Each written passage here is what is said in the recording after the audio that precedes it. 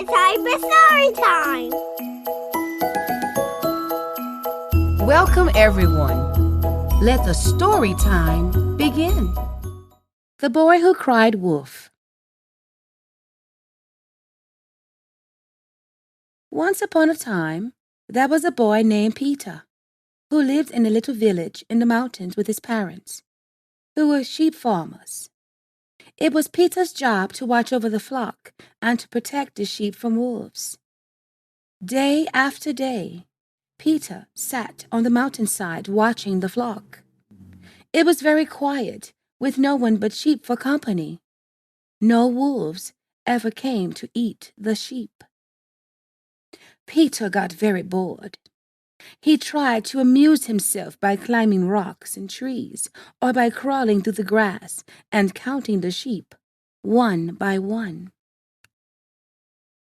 1, 2, 3, 64, 65, counted Peter. Oh, I wish something exciting would happen. I'm so bored. Same old mountain, same old sheep. Finally, one day, Peter couldn't stand being bored anymore. I know what to do. He grinned to himself. He started shouting at the top of his voice. Wolf! Help! Wolf! Down in the village, a man heard Peter's cry. Quickly! He shouted to some other men. We need to help Peter. There's a big wolf attacking the sheep.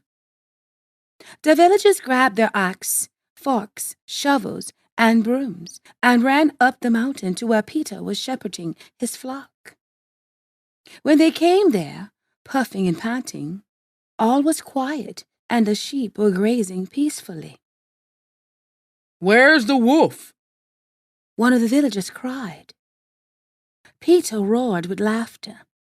Ha ha! There's no wolf. I was just playing.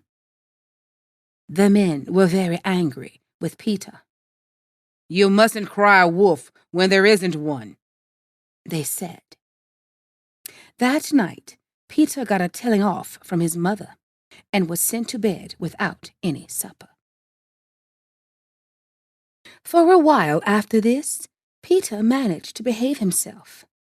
He climbed the mountainside with the sheep every day and watched over them quietly. The villagers soon forgot about his trick. One day, Peter got really bored again. He had already run up and down the rocks, climbed 3 trees, and counted the sheep 10 times. What can I do now? Same old mountain, same old sheep, he groaned to himself. With a sigh, he slumped to the ground. As he was sitting there, an idea popped into his head. He picked up some sticks lying nearby and started banging them hard together. Then, at the top of his voice, he shouted, Wolf! Help, wolf! Please hurry! There's a big wolf eating the sheep! Down in the village, a crowd of people started gathering when they heard the loud banging and shouting coming from the mountainside. What's all the noise? Someone cried. It's Peter.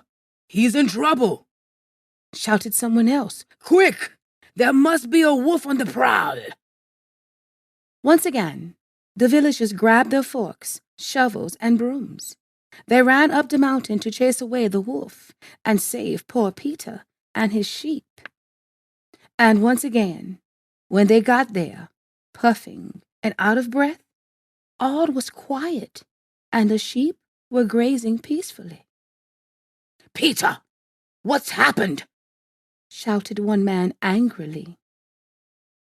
Ha ha! There's no wolf, laughed Peter. I was only playing. You shouldn't make jokes like that, said another man. It's not good to lie. the villagers marched back down the mountain towards the village. That night, Peter got an even bigger telling off from his mother, and once again he had to go to bed without any supper. For a few days, the villagers went around moaning about Peter and his tricks. But after a while, the incident was forgotten, and Peter continued to climb the mountainside every day with his sheep. He had decided that he would try and behave himself, especially as he didn't want another scolding from his mother. A few weeks later, while Peter stood counting the sheep as usual to pass the time, he noticed that some of them were bleating nervously. He climbed up a tree to take a look around and see what was upsetting them. To his horror, he saw a big hairy wolf. The terrifying creature was creeping through the grass towards the flock, with its jaws open and its long tongue hanging out. Peter could see the wolf's sharp, pointed teeth. Shaking with fear, he started screaming, "Wolf! Help! Wolf! Please hurry! There's a big wolf about to eat the sheep!" A few people down in the village heard his cries for help, but they kept on with their business as usual. "It's only Peter, playing another trick," they said to each other. "Does he think he can fool us again?" And so, nobody went to Peter's rescue. By nightfall, when Peter hadn't returned, his parents became concerned. Peter never missed his supper. Something bad must have happened. Peter's father gathered the people of the village, and together they hurried up the mountain, carrying flaming torches. A terrible sight met their eyes. All the sheep were gone. There had been a wolf this time. Peter was still in the tree, shaking and crying. "I cried out, wolf! Why didn't you come?" he wept. "Nobody believes a liar, even when he speaks the truth," said Peter's father, helping him climb out of the tree. Peter hung on to his father all the way home. He never wanted to see another wolf ever again. And Peter finally really learnt his lesson. He never told a lie again, and he always got to eat his supper. The end. You did a great job with reading today.